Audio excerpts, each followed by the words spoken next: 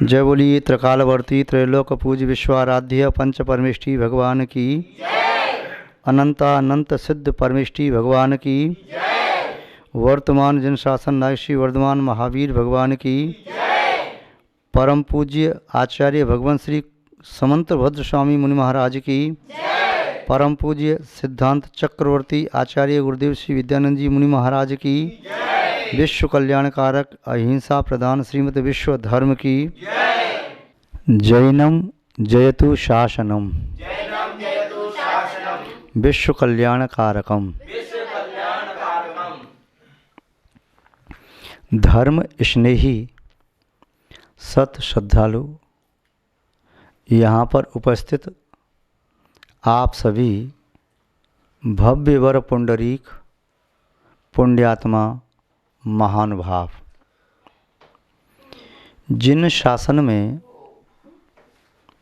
धर्म के दो स्वरूप मुख्य रूप से बताए, एक श्रमण धर्म, दूसरा श्रावक धर्म। श्रावक धर्म की आचार संहिता को आचार्य भगवान समंतभद्र स्वामी की अनुपम कृति रत्नकंडक सावकाचार, इसकी वाचना के माध्यम से हम देखने का समझने का प्रयास कर रहे हैं। ये आचार संहिता उस भव्य जीव की आत्मा में गुणों का आविर्भाव करने वाली है। जब तक व्यक्ति को गुण दोष का परिज्ञान नहीं होता, तब तक व्यक्ति दोषों से बच नहीं पाता और गुणों को स्वीकार नहीं कर पाता। जैसा आपने छैडालाकार की पंक्ति पढ़ी होंगी, सुनी होंगी, विन जानेते दोष गुणन को कैसे तजिए गई। बिना ज्ञान के दोषों का परिहार और गुणों का आहरण प्राप्ति ग्रहण करना संभव नहीं है। रत्नकंडक श्रावकाचार की वाचना करते हुए 10 कारिकाएँ देखीं। प्रारंभ में मंगलाचरण करने के उपरांत संकल्प वाक्य, धर्म का स्वरूप, सम्यक्त्व का लक्षण, परमार्थभूत देव शास्त्र गुरु का लक्षण, आप्त की 3 विशेषताएं, वीतरागता, सर्वज्ञता, हितोपदेशता, पर्यायवाची नाम, शास्त्र का स्वरूप और पुनः निर्गंत गुरु का स्वरूप। इसे देखने के उपरांत आगे देखते हैं उसी सम्यक्त्व की विशद व्याख्या, जो चतुर्थ काव्य में सम्यक्त्व का स्वरूप बताते हुए आचार्य महोदय ने स्वयं लिखा। श्रद्धानां परमार्थानां माप्तागम तपोवृतां त्रमूढ़ा पूर्णमष्टांगम सम्यक दर्शन मस्म्यम। अष्टांगम शब्द यहाँ आया था। सम्यक दर्शन के 8 अंग होते हैं। यदि 8 अंग पूर्ण नहीं है तो सम्यक तो अपूर्ण है, भग्न है, खंडित है। जो अपूर्ण है, भग्न है, खंडित है, वह पूर्णता के फल को नहीं दे सकता। पूर्णता के फल को वही दे सकता है जो पूर्ण हो। सम्यक दर्शन 8 अंगों से पूर्ण होता है, 25 दोषों से रहित होने पर पूर्ण होता है। तो वे 8 अंग कौन कौन से हैं? उन 8 अंगों के बारे में यहाँ पर जानना आवश्यक है। जैसे 4 पाई के 4 पाई होते हैं, एक पाया निकाल दो तो 4 पाई पर, 3 पाई की 4 पाई पर कुशलता से विश्राम नहीं किया जा सकता। चेयर में 4 पैर होते हैं, एक पैर यदि न हो तो 3 पैर की, चेयर 4 पैर की है, एक पैर नहीं है, तो अब 3 पैर बचे, उस पर सकुशलता से बैठ नहीं सकते। वे अपने कार्य को संपन्न करने में असमर्थ होती है। ऐसे ही सम्यक दर्शन 8 अंग से सहित होता है तो वह सम्यक तो पूर्ण होता है, सम्यक ज्ञान के अविनाभावी होता हुआ चारित्र को प्रकट करने में, वृद्धिंगत करने में और अपने परंपरा से मोक्ष को प्राप्त करने में समर्थ होता है। बिना सम्यक्त्व के सम्यक ज्ञान नहीं होता, बिना सम्यक्त्व के सम्यक चारित्र नहीं होता, बिना सम्यक्त्व के सम्यक वैराग्य नहीं होता, बिना सम्यक्त्व के सम्यक तप नहीं होता, बिना सम्यक्त्व के मोक्ष मार्ग की यात्रा की कल्पना भी नहीं की जा सकती। सम्यक दर्शन मोक्ष मार्ग का एक अंश है। ये धर्म का अंश है, पूर्ण धर्म नहीं है। पूर्ण धर्म है सम्यक दर्शन, सम्यक ज्ञान, सम्यक चारित्र। तो यह सम्यक दर्शन को भी पूर्ण समझ लें पहले, तब तो फिर पूर्ण मोक्ष मार्ग को प्राप्त करें, पूर्ण धर्म को प्राप्त करें। तो 8 अंग आवश्यक हैं। जैसे मानव शरीर में 8 अंग होते हैं, 2 पैर, 2 हाथ, कमर, पृष्ठभाग, रीढ़ की हड्डी, हृदय और उत्तमांग यानी शिर, आनन। ये 8 हैं। 8 में से एक कम हो तो व्यक्ति पूर्ण नहीं होता और किसी भी यथेष्ट कार्य को करने में समर्थ नहीं हो पाता। तो यहाँ निशंकित अंग का अर्थ क्या है, इसे यहाँ बताते हैं आचार्य महोदय अपने ही शब्दों में। इदमेवे दशमेव तत्वं नान्यन्न चान्यथा इत्यकंपाय सांबोवत सन्मार्गे संशयारुचि।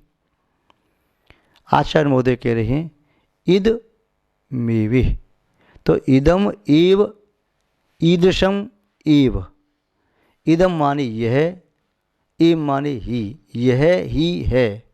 ईदृशम एव, ऐसा ही है। क्या? तत्व। जो तत्व का स्वरूप बताया वह तत्व ऐसा ही है, न अन्यत, अन्य प्रकार से नहीं है। च और न अन्यथा, अन्यथा भी नहीं है। इति इस प्रकार, अकंपाय चंचलता से रहित, अडिग अचल, आयस लोह से बना हुआ कोई अस्त्र, अंबोवत उस पर चढ़ा हुआ पानी। यदि किसी तलवार पर, कुल्हाड़ी पर, फरसा पर, हंसिए पर, किसी पर जब पानी चढ़ जाता है तो लोहा बड़ा मजबूत हो जाता है। गर्म किया, उसको पीट करके फिर सब पानी चढ़ाया, फिर गर्म किया, फिर पानी चढ़ाया, फिर गर्म किया, वो पानी सूखता जाता है, सूखता जाता है तो लोहा बहुत कड़क हो जाता है, उसमें नम्रता नहीं होती, बहुत कड़क हो जाता, बहुत कड़क। अब कहीं उसे प्रहार करें तो टूट तो सकता है किंतु झुक नहीं सकता। जिसने बहुत मार खाई हो, बहुत तपा हो तो कड़क हो जाता है, फिर वह झुकता नहीं है, उसमें कठोरपन आ जाता है, काठिन्यता आ जाती है। तो ऐसे ही वो लोहा बार बार तपता है, बार बार तपता है, बार बार पिटता है तो वह बड़ा कठोर हो जाता है। तो कह रहे हैं सन्मार्गे, सन्मार्ग में, समीचीन मार्ग में, असंशया रुचि। असंशय रुचि कौन सी कहलाती है? संशय से रुचि यानी निशंकित रुचि, निशंकित सम्यक्त, वही कहलाती है जब तत्व के प्रति ये दृढ़ श्रद्धा हो जाए कि तत्व इस ही प्रकार है, ऐसा ही है, यही है, अन्य नहीं है, अन्यथा नहीं है। तो यहाँ कौन से तत्व लिए? आचार्य महोदय ने 3 तत्व लिए। वीतरागी जिनेन्द्र देव, अनेकांशी समन्वित द्वादशांग वाणी शास्त्र और नृगंत गुरु। वीतरागी भगवान का जो स्वरूप कहा उसमें शंका नहीं करना, संदेह नहीं करना, संशय नहीं करना, कोई शक नहीं करना।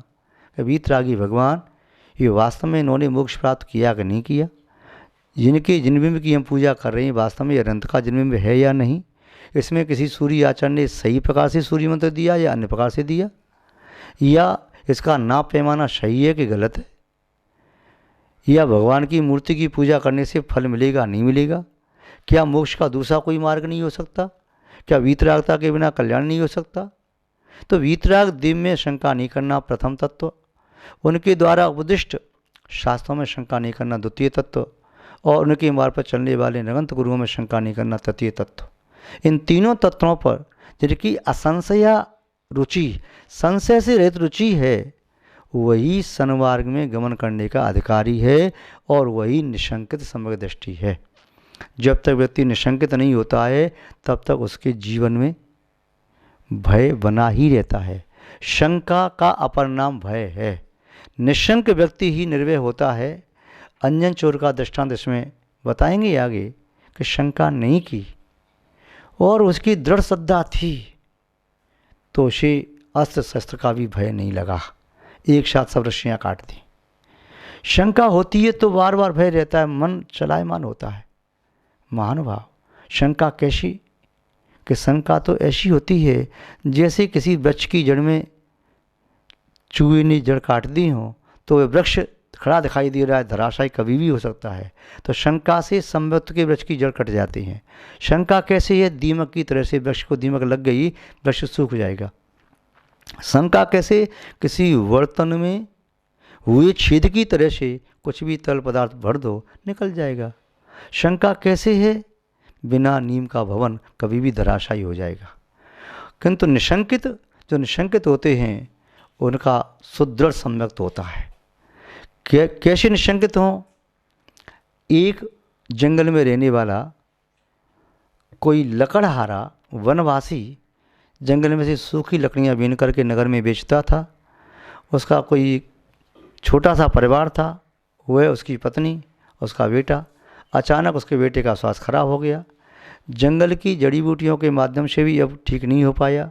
उसने किसी डॉक्टर को दिखाया, तब उन्हें डॉक्टर ने कहा इसका पैसा ज़्यादा लगेगा। उस लकड़हारे ने कहा मेरे पास पैसा नहीं है। फिर मैं अपने भगवान के पास जाता हूँ। तो भगवान पैसा देते हैं क्या? भगवान तो भी होते हैं जो कुछ देते नहीं। बोले मुझे तो भगवान पैसा भी देते हैं, सब कुछ देते हैं। ठीक है, जहाँ से भी आप पैसा लाओ, किंतु उपचार आपके बेटे का तभी होगा जब पैसा होगा। वह गया। संध्या काल में पहाड़ की चोटी पर मंदिर था और दीपक जला करके भगवान के सामने जाप करने लगा हवन पूर्वक। मध्य रात्रि का समय हो गया। वह जाप में मस्त है। उसे विश्वास है कि यहाँ से मैं जाऊँगा, भगवान मुझे पैसा देंगे। कैसे देंगे, कहाँ से देंगे? देने वाला कभी अपने हाथ से सीधे देता है, कभी दूसरे के हाथों से दिलवाता है। तो दिलवाने वाली, उसका जो विश्वास था भगवान के प्रति, धर्म के प्रति, उसी समय रात्रि में एक शेठ अपने महल में सो रहा था। उसे नींद नहीं आ रही, करवट बदल रहा था। अचानक वह उठा, अपने कक्ष में घूमने लगा। तभी संतोष नहीं हुआ, नीचे आया।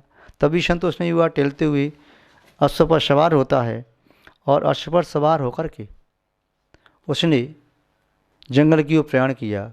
घोड़े को दौड़ाता हुआ पहुंच गया, उस पहाड़ पर चढ़ गया। पहाड़ पर दीपक जल रहा, मंदिर दिखाई दिया। सेठ पहुंच गया। वह व्यक्ति जाप लगा रहा था मस्ती से, भगवान में मन लगा करके। वह पीछे चुपचाप जा कर के खड़ा हो गया। उसकी जाप पूरी हुई। उसने भगवान को धोख लगाई, चलने लगा। कहा भगवान, प्रातः काल तक यदि आपने रुपए नहीं दिए, मुझे 300 रुपये की आवश्यकता है, तो मेरा बेटा बचेगा नहीं। अब तुम जानो, तुम्हारा काम जाने। मैं तो कह के चला, मैंने अपना काम पूरा कर लिया। मुड़ के देखा तो सेठ पीछे खड़ा था। सेठ ने जेब में हाथ डाला, 300 रुपये निकाल के दे दी उसे। उसने 300 रुपये ले लिए। सेठ ने कहा तेरे बेटे को ठीक होने में यदि और भी आवश्यकता पड़े, औषधि में या पौष्टिक पदार्थ के सेवन के लिए, तो मैं तुम्हें और भी पैसे दे सकता हूँ, मेरा विजिटिंग कार्ड ले लो।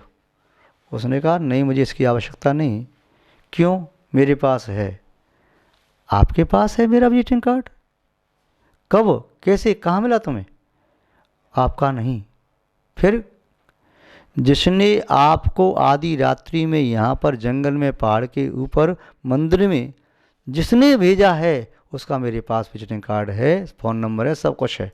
कौन है वे? ये मेरे भगवान है। मुझे भगवान पर श्रद्धा है। तो श्रद्धा होती है तो व्यक्ति के लिए मिट्टी भी औषधि बन जाती है, पानी भी औषधि बन जाता है, शत्रु भी मित्र बन जाता है। श्रद्धा धर्म के प्रति रखो, तो श्रद्धा रखना बहुत ज़रूरी है। कभी लोग विश्वास और श्रद्धा को एक ही कहते हैं, किंतु विश्वास और श्रद्धा एक नहीं है। विश्वास अलग है और श्रद्धा अलग है। इसे थोड़ा सा और स्पष्ट करके देख लें। कोई कलाकार अपनी कला दिखा रहा था। 2 पोल ज़मीन पर गाड़े, बीच में रस्सी बांधी और उस रस्सी पर स्वयं चला, हाथ में बांस लेकर के। जब चला तो लोगों को देख के आश्चर्य हुआ। अब की बार उसने बांस को भी अलग कर दिया, फिर भी रस्सी पर चला गया, पहले तो बैलेंस साध लिया। तीसरी बार में वह उस रस्सी पर कांसे की थाली रख करके चला, तब भी लोग बहुत आश्चर्य हुआ। अगली बार उसने अपने से दूने वजन के व्यक्ति को अपने कंधे पर बिठा लिया, उसी रस्सी पर कांसे की थाली रख करके वह उस पर चला, इस पुल से उस पुल तक रस्सी पर चल गया। इतना ही नहीं, बीच में जब रुक करके उसने रस्सी को यूं झुलाया इस तरह से, लोगों को बहुत आश्चर्य हुआ, हजारों लोग देख रहे थे, ताली बजा रहे थे। जब वह पहुंच गया तो उसने पूछा, अब मैं इधर से लौट करके उधर जाना चाहता हूँ, क्या मैं पहुंच जाऊंगा? सब लोगों ने कहा सुनिश्चित। गिरूंगा तो नहीं? बोले नहीं, आप तो बहुत बड़े कलाकार हैं। तो उसने कहा ठीक है, आपको पूरा विश्वास है? बोले 100%। यदि 100% विश्वास है, पूरा आपको श्रद्धा है, तो ठीक है, मैं इसको तो उतार देता हूँ। अब आप में से कोई व्यक्ति आ जाओ और मेरे कंधे पर बैठ जाओ, मैं इस पुल से वहाँ जाता हूँ। वहाँ से भीड़ में से खड़ा होकर कोई नहीं आया।